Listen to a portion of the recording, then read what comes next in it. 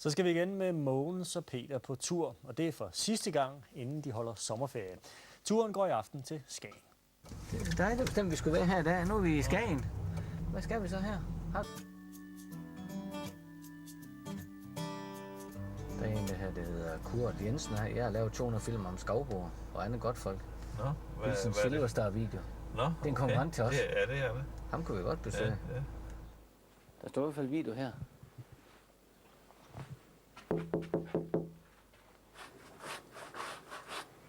Jo, nu sker noget. Der kommer en der. Jo.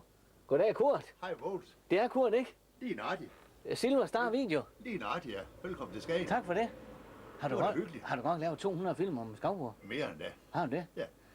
Hold da fast. Skal jeg lige lave lidt lys der? Ja. Det må jeg helst have. Ja, hold da op. Herinde foregår jeg jo. Herinde laver jeg min film. Ja. Men hvad er for noget, du laver? Hvad filmer du? Jamen, jeg filmer jo... Alt muligt? Jeg filmer alt muligt, hvad der foregår i Skagen. Okay. Og så har jeg lavet cirka 120 portrætter af skovboer. Okay.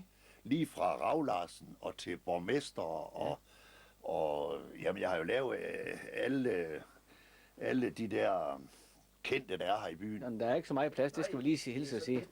Så har jeg hernede, der har jeg jo alle båndene. Alle de bånd fra alle filmene. Ja. Dem gemmer jeg. Ja, det er klart. Det er jo en skat. Det er en af råbånd. Ja, det er jo en skat, den der. Jamen, det er guld. Ja. Det er simpelthen guld. Ja. Og her har jeg en helt speciel en. Okay. Det er en med kronprins Frederik. Nå, for søren. Og det var der heroppe at døbe. Det er rigtigt. Ja.